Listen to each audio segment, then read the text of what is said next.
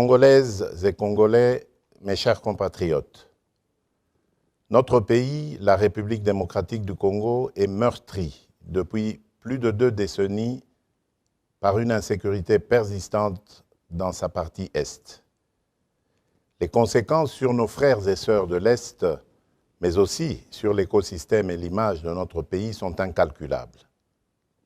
Devenu le point d'éclosion des mouvements rebelles et des groupes armés ainsi que le point d'entrée des forces négatives étrangères qui y sèment la désolation, la partie Est de notre cher et beau pays est aujourd'hui stigmatisée pour des pillages et des exactions dont sont victimes ces populations. Cette image écornée, dont la conséquence immédiate est la méfiance de l'opinion tant nationale qu'internationale, n'est pas de nature à favoriser le développement et le bien-être des populations congolaises. Ceci implique qu'aucun Congolais digne de ce nom ne devrait rester indifférent vis-à-vis de ce qui se passe depuis trop longtemps dans cette partie du territoire national. Mes chers compatriotes, au moment où je m'exprime face à vous, j'ai à l'esprit mes engagements solennels pris lors de la course à la magistrature suprême et que j'ai réitérés lors de mon investiture.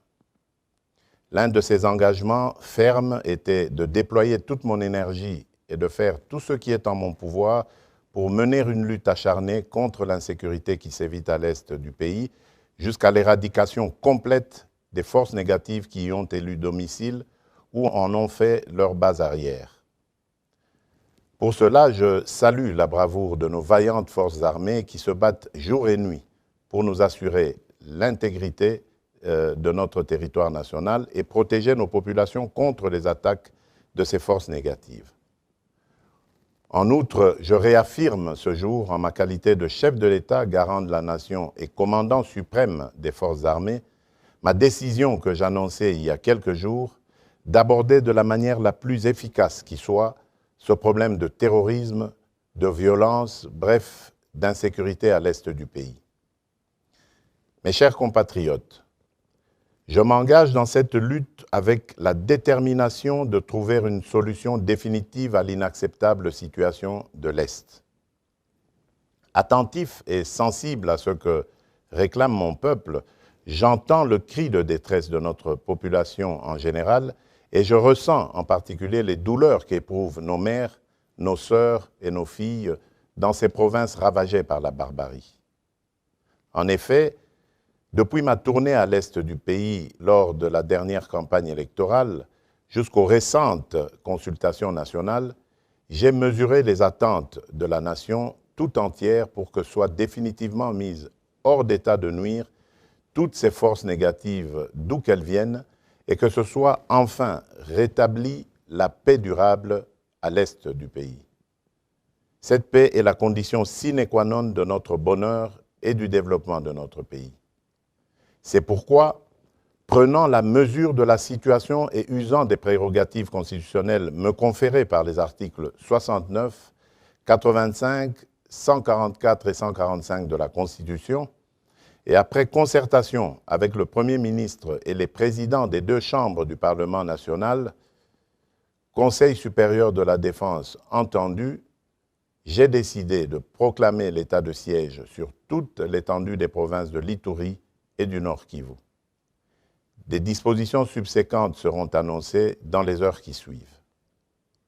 J'invite dès lors chaque Congolaise et chaque Congolais, où que vous vous trouviez, à une mobilisation totale pour faire front avec nos forces armées déployées pour sécuriser notre territoire. Nos vaillants militaires doivent être appuyés par une prise de conscience collective de tous leurs compatriotes à titre de réconfort et leur serment de défendre la patrie et l'intégrité du territoire national. À cet effet, j'exhorte le peuple congolais tout entier à adopter pendant cette période une attitude responsable à tous égards. Ainsi donc, je recommande plus particulièrement au gouvernement de la République de ne ménager aucun effort pour assurer la logistique nécessaire aux forces armées déployées au front. À la classe politique tout entière de ne mener aucune action de nature à saboter ni à décourager nos forces armées. Aux hommes et aux femmes des médias d'appuyer à travers leurs programmes respectifs l'action des forces armées. Aux populations locales de coopérer étroitement avec les autorités militaires déployées en dénonçant les ennemis du peuple et toute complicité à quelque niveau que ce soit. À toutes les couches sociales internes et à nos compatriotes vivant à l'extérieur du pays, d'exprimer la solidarité et la cohésion nationale avec le peuple de l'Est et de rester vigilants et attentifs pendant cette période et plus que jamais à cette cause salutaire jusqu'au rétablissement total de la paix. À la société civile de se mobiliser derrière nos forces armées et enfin aux servantes et serviteurs de Dieu de prier pour la nation et pour nos forces armées au front. Que Dieu bénisse la République démocratique du Congo. Je vous remercie.